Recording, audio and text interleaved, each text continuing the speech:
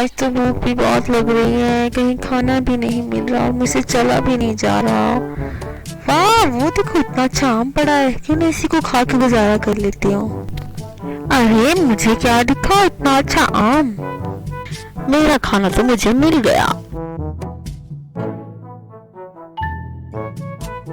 میں نے اس آم کو پہلے دیکھا تھا تو اس کو میں کھاؤں گی، تمہارا نہیں ہے۔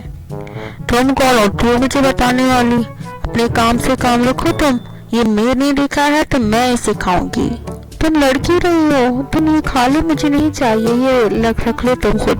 ہاں ہاں، مجھ پہ احسان لگانے کی ضرورت نہیں ہے، یہ خود رکھ لو اور کھا لو، مجھ پہ احسان مت لگاؤ۔ اگر تم میرا نہ مانو تو میں تم سے کچھ پوچھوں؟ ہاں پوچھو۔ تمہارے پر پہ یہ نشان کیسا ہے؟ وہ جب میں چھوٹی تھی نا تو مجھے شکاری نے پکڑ لیا تھا، اس کے پنجرے میں پھنس گئی تھی، اس کی وجہ سے یہ نشان پڑ گیا تھا۔ کیا تمہاری چھوٹی سی بہن بھی تھی؟ ہاں، نہ جانے وہ کہاں ہے اب۔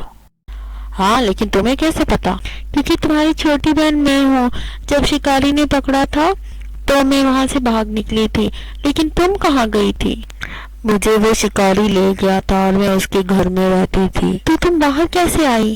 ایک دن میرا مالک شکار سے لوٹا اور اسے کوئی شکار نہ ملا، وہ بہت غصے میں تھا اور میں نے اسے کہا ہاں بیچارے کو شکار نہیں ملا، ہاں ہاں ہاں، میں اسے تنگ کرنے لگی تو اس نے ڈنڈا اٹھا کر مجھے پیٹنا شروع کیا اور غصے میں آ کر اس نے پنجرا کھولا اور وہاں سے میں بھاگ گئی۔ رکو، تمہاری خیر نہیں، آج تم نہیں بچو گی۔ اور اس طرح سے میں وہاں سے بھاگ گئی۔ میں اس دن اڑتے اڑتے کسی عورت کے گھر چلی گئی تھی، وہ اسکول پڑھاتی تھی اور وہ سارا دن مجھ سے باتیں کرتی رہتی تھی، وہ بہت اچھی تھی۔ دیکھو پیارے طوطے، کسی سے اونچی آواز میں بات نہیں کرتے، بہت بری بات ہے۔ میری پیاری بہنا، مجھے معاف کر دو، میں نے تم سے بہت برا برتاؤ کیا۔ کوئی بات نہیں میری پیاری بہنا، اب تو ہم مل گئے ہیں نا، اب ہم بالکل کہیں اور نہیں جائیں گے۔ تم بہت اچھی ہو اور میں تم سے کڑوے لہجے میں بات کر رہی تھی۔ مجھے اب پتہ چلا جو جس ماحول میں ہوتا ہے وہ ویسا ہی بن جاتا ہے۔ میرا مالک مجھ سے بہت ہی غصے میں بات کرتا تھا، اس لیے میں سب سے غصے میں بات کرتی تھی۔ کوئی بات نہیں میری پیاری بہنا، چلو اب آم مل کے کھاتے ہیں۔